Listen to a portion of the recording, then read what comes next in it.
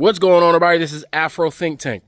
The Nigerian military is taking care of the bandits and the Boko Haram in the north.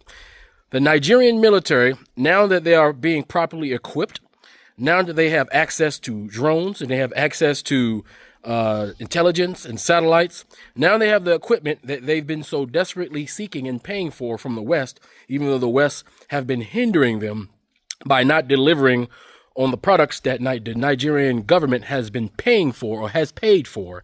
But now that they're starting to get the equipment they need to fight this insurgency, these Arab barbarian savage Muslims in the north, right? These are the same savage Muslims that the AES is currently fighting. It's the same group of people. It's the same desert. This is the same people that came down from Libya after France started that war to get rid of Gaddafi, because Gaddafi was about to eliminate France's neocolonialism from Africa, and they eliminated Gaddafi. A lot of people like to blame Obama. Obama simply did what it was obligated to do through NATO, which is support all NATO actions in the world. It wasn't an Obama-sponsored attack on Gaddafi, as a lot of uninformed individuals like to, use they like to be intellectually lazy and just throw that out there because they want to hate on Obama. This was a French-led movement that destabilized North Africa, and in turn, those same forces that were being armed by the white Western world are taking those very same arms and intelligence and attacking the West Africans, right? So down at the West Africans, AES doing their own thing on their side of the desert, and the Nigerian military are doing their side in the desert. Collectively, they are taking care of these Arab barbarian savage Muslims in the north that are anti-intellectual, and they live in the 17th century, and they're holding all of Africa back. They're being taken care of. So I just want to commend the Nigerian military, because those some brave brothers. I want to commend the AES as well, Burkina Faso, Mali, and Niger. And I want to condemn with prejudice all those coon leaders that are currently hindering the AES in their fight against terrorism for white dollars. And because there are plenty of puppets that look just like us that are helping Arab savage Muslim barbarians and the white Western savage Muslims and the white Western savage Christians into destabilizing Africa for its resources. So, I just want to say that the Nigerian military and all those young black Africans who are fighting for the freedom of their people, fighting for the liberation of their people, you keep up the good work. I see what you're doing. The world may not be paying attention, but some of us are paying attention, and we support you wholeheartedly. Anyway, without further ado, here's some information on what the young, brave Nigerian men and women are doing to liberate the north of Nigeria from those Arab savage barbarians. Anyway, that's all I got to say. This is Afro Think Tank. Learn something, teach something. I'm out. Hello and welcome. Our top story is from Nigeria. The military has killed over 50 terrorists that were using drones to attack multiple army bases in the country's volatile northeast. Videos on social media show soldiers standing over a row of several bodies, said to be of the terrorists, and their weapons at one of the targeted military bases. The weapons included Kalashnikovs, machine guns, and rocket-propelled grenades. The attack was carried out in the early hours of Thursday.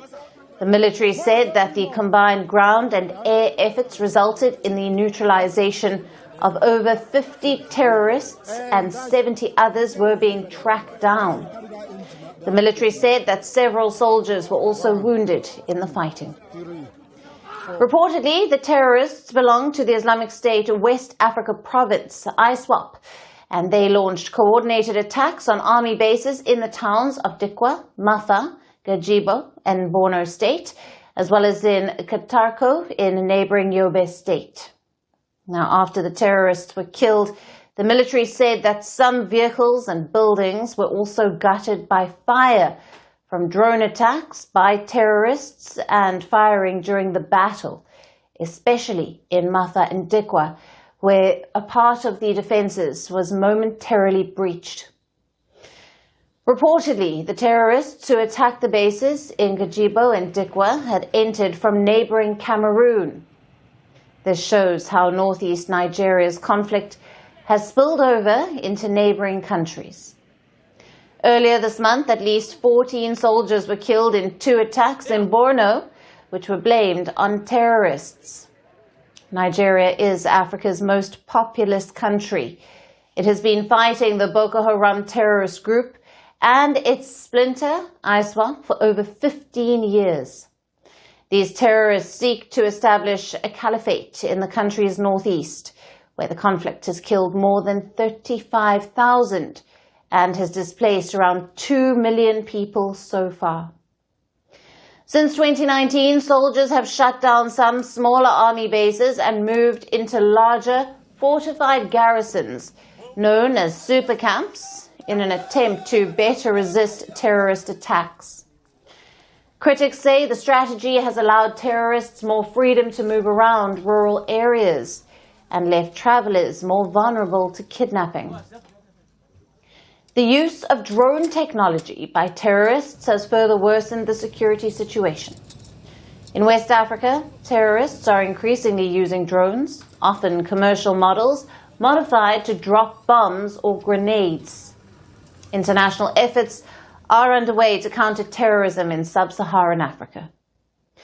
For instance, the US approved a potential $346 million weapons sale to improve security in Nigeria. But despite these attempts, there has been a worrying uptick in terrorist attacks this year. Now, for more on this, we have with us Professor Freedom Onuoha, the Professor of Political Science, University of Nigeria, who is joining us from Nsukka in Nigeria. Thank you for being with us, Professor. Thank you for having me. Now, what does the use of drones reveal about the evolving capabilities of these terrorist groups in Nigeria's northeast? And how does this shift impact the army's counter-terrorism strategy? I think it is important for us to recognize that there is a fundamental technological adaptation and tactical evolution in the way and manner in which terrorist groups, particularly the Islamic State in West African province, have evolved over the years and have tried to utilize it in terms of its attack. Way back in 2018, we saw the early stages of the application of drone by these terror groups, but it was largely limited to using them for intelligence, surveillance, and reconnaissance. But in the last 2 years, particularly early this year, we have now seen a fundamental tactical shift, from using these drones from ISR, that is intelligence, surveillance, and reconnaissance, to now deploying them into attacks. And for me, if you look at the context of the experience we had with the recent attack in Mafa, Dikwa, and Gajibo, and of course, and Katako. This was an attack that took place very late in the night and early Thursday morning. For me, I think it clearly indicates two things. Yeah. First is that we can now see that there is a growing capability in terms of the ability of this terrorist group to blend the use of drone in terms of ISR and actual deployment for attack. But for the fact that this took place late in the night, I think it also signals a worrying trend. I have every reasons to conclude that it is very likely also that in terms of their technological capability, that they've also begun to assess and utilize drones that have night vision capability, which means that before they were using drones that you can only use in the day because it doesn't have night vision capability. But for them to deploy drones in attacks that are midnight and very early in the morning, it does suggest reasonably so that this group are increasingly embracing and utilizing drones that have night vision capability. And it poses a whole lot of challenge for the Nigerian military, particularly the Nigerian army, on the need for them to begin to prioritize and invest on electronic warfare, counter-drone capabilities, and then improving their battlefield intelligence gathering to be able to now blunt the potential sharp edges that these terrorist groups are using to deploy these new technologies. Yes. And given that Nigeria's military has been battling Boko Haram and its splinter, the Islamic State West Africa province, for over 15 years, what does this latest coordinated assault and evolved capabilities suggest about the current state of the insurgency? I think if there's any one word to use to qualify the latest stage, it does suggest the fact of resilience. Over the years, since 2014, this terrorist group have lost almost all the major territories they've been controlling, and so, but what they have lost in terms of territorial control, they've been able to compensate it in terms of technological adaptation and upscaling of this technology. So the fact that they're able to sustain this kind of coordinated, sophisticated attacks on military formations, particularly bases that you consider to be within super camps, does suggest, therefore, that we cannot underestimate the resilience and the capability of these Boko Haram members or the terrorist group to leverage on governance gaps, to leverage on their familiarity of terrain to be able to sustain such a devastating attack. But I think it does also raise the need for us to begin to scale up closer regional collaboration against the backdrop that most of these guys came from Cameroon. So it does suggest, therefore, that if they've lost territory in Nigeria, they also still have safe havens in neighboring countries where they can plan and then launch their attacks. And how significant is the army's claim of killing over 50 terrorists in terms of weakening ISWAP's operational command structure? And what further challenges does Nigeria now face in securing the states of Borno and Yobe amid these drone-enabled attacks? Well, if it is verified that the military were able to record such a battle stage successes that resulted in the killing of over 50 terrorist groups, I think in every sense, both tactically and symbolically, it's a major gain on the part of the military, because then it's going to boost the morale of the soldiers, suggesting that they have the capability to not only withstand these terror groups when they launch attacks, but also to overrun them and force them to record such a very high level of casualty. Again, it's also going to impact on the morale of the terror fighters, if they have lost such number of fighters in such an encounter. However, I must sound a note of caution. I do not think, as a student and a scholar of terrorism, that such massive loss translates to major decapitation or disruption of the tactical command structure of the Boko Haram or the Islamic State West African province, because this group has largely maintained a loose structure that have enabled some of its smaller cells to launch attacks. But I think that that's a major tactical gain, that's a symbolic gain. But the challenge now is for the Nigerian military to recalibrate and to overhaul its counter-terrorism strategy. I keep on emphasizing it. There is a major gap in Nigeria's counter-terrorism strategy, which is the deficit of not having a very lightly armed force, what we call the mobile police force, a force that is slightly under the threshold of regular military force, that should be able to now hold some of the liberated territories by the military, to enable the military have enough resources, have enough fighting men to launch attacks. Otherwise, we will now see that Nigerian counter-terrorism will continue to remain in the defensive posture, which means they stand on their basis, guiding these communities while these terrorists can plan and launch attack. Once we have a force that can hold some of those liberated territories, it frees off enough military forces and resources to be able to now take the fight against this Boko Haram and finish them once and for all. Absolutely. Professor, thank you for being with us on First Post Africa. Of Operation Hardened Kai have dealt another major. Troops of Operation Hardened Kai have dealt another major blow to insurgent networks in the northeast, eliminating a senior Boko Haram commander and 10 other fighters in a decisive night operation in Borno State. Jesse Tafida tells us more. Operation Hardened Kai confirmed the killing of Abu Khalid, identified as the second in command of Boko Haram in the Sambisa forest.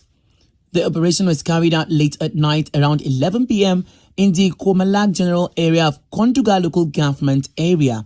The troops operating under Sector 1 in collaboration with members of the Civilian Joint Task Force on Operation Desert Sanity made contact with the terrorists during a coordinated offensive. Military sources describe Abu Khalid as a key figure within the insurgent hierarchy, responsible for coordinating logistics and operational activities across the Sambisa axis.